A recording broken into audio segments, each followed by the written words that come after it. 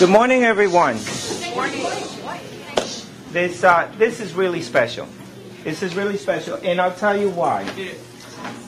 Because we know, living in this community, and I know most of you, since our kids were in T-ball, how special this community is. But when you get an award from a national federation saying Official National Wildlife Federation Schoolyard Habitat Site, it means that our school is being recognized nationally.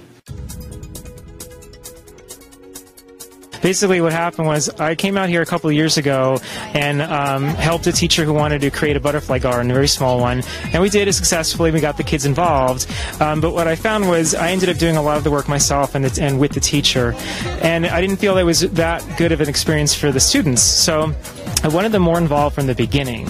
So this time I talked to the principal, and I got about 3 teachers who were really interested in this idea. I met with them early in the semester. We went over basic landscaping principles. I taught them about measuring land, scale, height of plants, it's the right plant, right place, all types of different landscaping elements. And then I gave them a list of plants to research, and these kids came up with their own design all by themselves based on that information. It's very important to have a project like this, particularly at our school, because number one, we are in Coconut Creek, and it is important to have the nature conservancy effort be brought into education.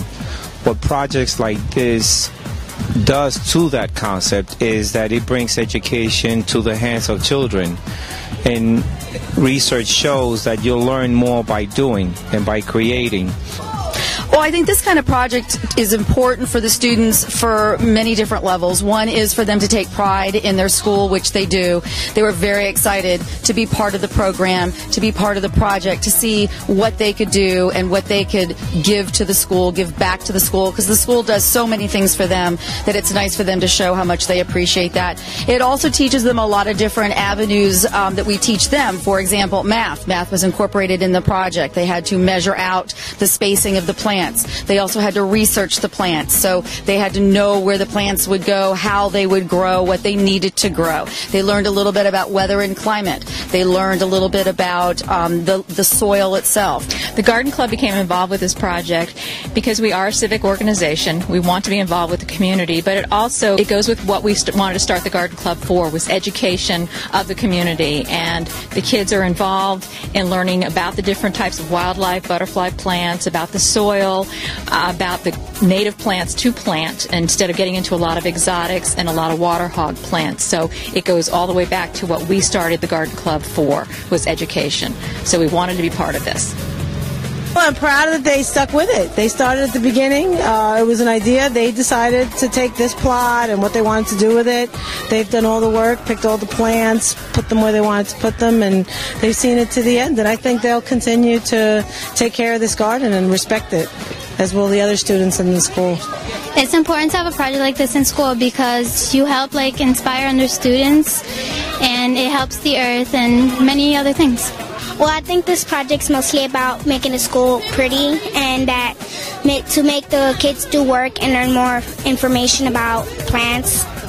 The design is basically a monarch butterfly, and we decided, one of the people in our class decided to pick this, and we didn't have any other ideas at the moment, so we just decided to take it and run with it.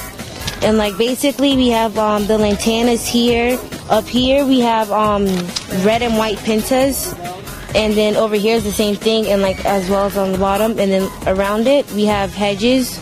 Over here we have a fire bush and basically another fire bush. And it's wild coffee. Yeah, and then for the body we're doing a mosaic walkway. We're putting a pond in the center for to show uniqueness on how the colors all go together, and we're putting stones, everything for a nice luscious space for where people could sit and walk around the pond. We're putting 2 benches for the principal to come out and look at it and be proud of what his students can do. the best thing is that they learn something substantial. They have been able to take different types of plants, flowers, and with us being the butterfly capital of the world, and you can see the butterflies just flying around as we're talking right now, they've really applied what they've learned, and that's the whole critical piece. Now they're going to find out, okay, now how do I do this moving forward? How can I make sure that this all grows and does the things that it's supposed to do with everything that I learned? And just the whole learning component is just fantastic. The sign that we placed in the garden today is representative of this being a NatureScape certified property.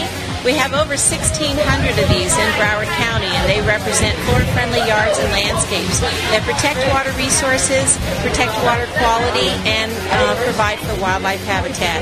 So we're very happy to put Lyons Creek Middle School on the map. On behalf of the Broward County Environmental Protection Department's NatureScape Broward program, we'd like to certify this butterfly garden here at Lyons Creek's Elementary School, Lyons Creek's Middle School, and congratulate you all for all your hard work and for adding habitat for wildlife. Congratulations.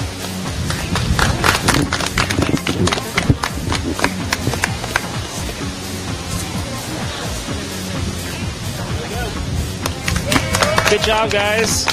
Very good job.